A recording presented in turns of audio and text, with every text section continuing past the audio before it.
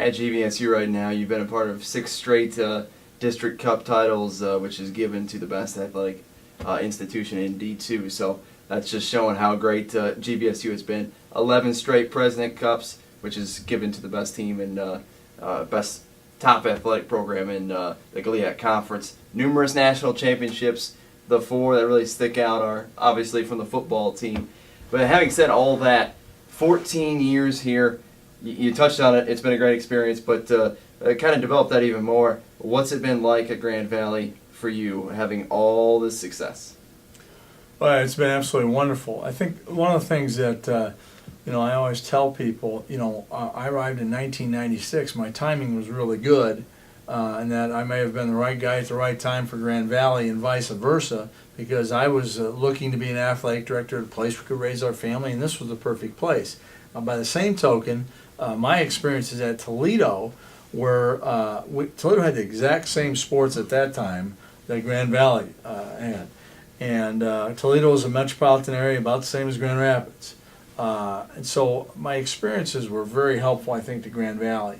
And what I had gone through there to help us avoid some of the pitfalls and yet build on some of the things that were here and make them better. And I think that, there was no question you could see the potential here. Now, one of the most important things at that time, 2 things were really important to me. Number one, you could tell that Grand Valley was an extremely strong school academically with the intention of getting even better. In Ohio, Miami of Ohio, of all the public schools, the mid-level public schools below Ohio State, is considered the best school academically of all those publics in Ohio. And I could see that was Grand Valley in Michigan. You have Michigan, Michigan State, then you have Michigan Tech and Grand Valley. Of course, Tech is an engineering school. We're liberal arts, and I could see that really appealed to me, that this school has great potential because, number one, it's a great school. Number two, we were in the transition at that time going from a commuter school to a residential campus. You students today don't realize that. It wasn't that long ago. This was a commuter school. We only had 1,600 beds on campus when I got here in '96. The only thing across the street on 48th, across from the golf course, was Campus West, one building. And, that went from maybe 100 to 200 students and residents off campus along 48th to close to 5,000-6,000 now. We went from 1,600 beds on campus to we'll have 6,000 next fall. That we've gone from a campus community of a little over 1,600 to one of almost 12,000 really when you take in all those apartments across the street. So that's been a big factor for us in athletics, and our students supported our contest. It's just been a big factor in campus life. That was an issue when I got here. There's no campus life. We've got to make these football and basketball games exciting so students won't go home in the weekends. Well, we've reached that point now, and I think that that's played a big part in everything. I think in terms of athletic success, Grand Valley had pockets of good success. Late in the 70s, there was a decent amount of success. Dropped off somewhat in the 80s. Football always stayed pretty strong. We were always pretty strong in football. Never did anything nationally, and I think people don't realize that. Grand Valley didn't win its first playoff game until 2001. That's only 9 years ago. And you talk to people around the country, they're shocked by that. But we had gone the whole history of our program, never won an NCAA playoff game. And so we had to do some things better. Our facilities were good, not great. Our coaching staffs were sparsely staffed in the sense that we had too many part-time coaches. And scholarship-wise, we had too many sports that didn't have enough scholarship dollars, athletic scholarship dollars. We addressed that first. That's most important, getting the student athletes at your school. So that has always been a top priority. And so we laid out a 10-year plan of gradually increasing our scholarship levels, particularly our women's sports. To today, our women's sports are all fully funded at the NCAA level, maximum level. Our men's aren't quite, but some of them are, but most of them are not. But our women's are fully funded now at the NCAA level. They weren't then. That's a huge factor. The other factor is coaching staffs. You must have full-time coaches if you want to be successful, because they have to be able to recruit. And it's hard to recruit, it's hard to coach a team, it's hard to manage schedules and so on and so forth if you've got to have another job to survive. So we had a lot of coaches in a lot of sports that would surprise people today that were part-time. So we had to upgrade that, and we went about doing that, and we've made a lot of facilities upgrades, and we'll continue to work on that. We'll talk about that later, but I think one of the things, Justin, if you ask me, what's one thing that's standing, when do you think you turn the corner? I can tell you when I thought turn the corner for us, and it was in the 98-99 season. Grand Valley had not won a President's Cup, the GLIAC All Sports Trophy, since 78-79. So it had been 20 years. And in that spring, we were right in the hunt to win the thing. And near the end of the spring sports season, our men's tennis team was playing in a conference tournament at Northwood in Midland, Michigan, indoors in Midland, Michigan. And our team had to finish third for us to win the President's Cup. And we had a young man at that time by the name of Chris Penzine. He was our number 2 singles player. And he was in a match, I'm pretty certain it was Michigan Tech. And he was in the third set of his match. If he wins it, we win the match, we win third place. And it was a 3-set match, I'm sure of that. He had to come from behind, I think. All I can tell you is he was out on the court a long time that day. And that little guy, he's always got a soft spot in my heart because he absolutely gutted it out to win his match, and that allowed us to finish third. And I got in my car, drive back, and I called Tim Nutt. I said, we just finished third place. Now, are you sure? He goes, yep, we just won the President's Cup. And I remember calling my boss and having all by myself, had a pretty fun ride home because I thought, now we got a chance to make things happen here. And when we did that, you could see the confidence level in our coaches rose up. And now we had something to hang our hat on. Now we had something to shoot for every year. And, of course, we've won 11 in a row. But then the next year, 2000, 2001, our volleyball team was the first team Grand Valley ever had to get into the national level of play, beyond regionals. They won the regionals that year and went to the Elite Eight. It was in Sioux Falls, South Dakota. We played our first match. I can't remember who we played. We lost 3-0, so we got lost in the quarterfinals. But our volleyball team got there. And now all of a sudden you could see our folks realizing, hey, we can do this.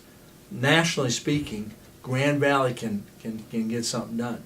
And then, of course, in 2001, our football team got to the finals.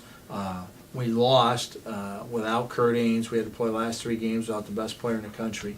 And then he came back the next year. The whole group came back and won the national title, and then we were off. So we finished second in the Directors' Cup in 2001 and 2002 to UC Davis. And then we've won the rest since. So those are some of the turning points that we knew we could do it.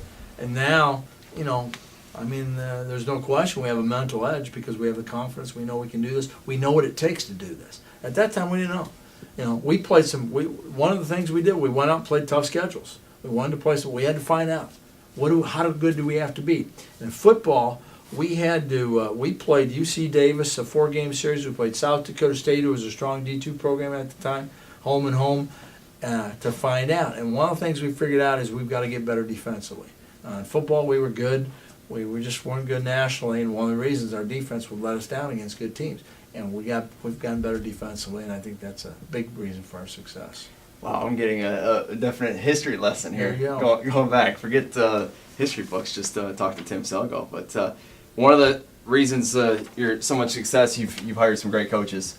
You know, if there's athletic director watching this today or down the road, or somebody who's a student here at Grand Valley that one day wants to be an athletic director, what goes into the process? I know it's not just you hiring the coach. There's committees, but obviously you're one of the big roles in the coaching hire. What makes that decision? What goes into that decision, and how have you been so successful at time after time picking the right coach? Well, first of all, you have to understand it is the most important decision you're going to make. Who leads those sports programs is what this is all about, and so there's no question that it is the most important decision you're going to make. Therefore, it should take up the most time that you put into anything. Of all the million things that an athletic director does, who you hire and what you do to develop those coaches and help them grow is the most important thing you do. So the largest volume of my time is spent doing that. Because that has the most impact on the success of your programs and ultimately, of course, the success of the student athletes. So that's the most important thing you do. When I came here, I think a lot of times people lose sight of the fact that you have a staff in place. And while over the years we made some changes and we upgraded programs to full-time, like I mentioned, we've had success in hiring some outstanding coaches. First, you take a look at who you have. Brian Kelly, for an example, who now is the head coach in Notre Dame. In '96, I came in here, I'd done my research on Grand Valley, and I'd had my football people in college football tell me the two previous coaches that I'd been with at Toledo were Nick Saban and Gary Pinkel, who are our last two head coaches at Toledo, now at Alabama and Missouri, and highly successful at the BCS level. So I knew what successful college football coach looked about. I came in here and I heard great things about Brian Kelly, but keep in mind Brian was only 34 years old at the time too. So it's a different Brian Kelly today. 49-year-old Brian Kelly is a different Brian Kelly. He's 34, but I heard great things about him. And I came in and people were questioning him. And I looked and he's in the top 10 in Division II in winning percentage. And I'm around the guy and I'm thinking, he's of the nature of Saban and Pinkel. I go, I don't know why people are questioning him. But the problem was we never had a breakthrough season or game, if you will. We were always 8-3 or 9-2. We'd lose in the playoffs. We lost to UC Davis. And I just felt it was a matter of time before we were going to break through that. And people are human. They get antsy. They want it all to happen right away, and it just doesn't work that way. I mentioned our football locker room situation was horrible when I got here. We had to do that when our football alums came through with a new locker room. They were awesome about that. We had to schedule tougher teams to find out. We did that. We had to go through that. It's never easy. We had to go through some tougher times. Tough times meaning we went 8-3, and people were wondering why you can't get in the playoffs. Then we got in the playoffs in '97. We lost to Slippery Rock in the first round. Of course, we got in the playoffs. That's great. And then everybody's all disappointed because we still can't win a playoff game.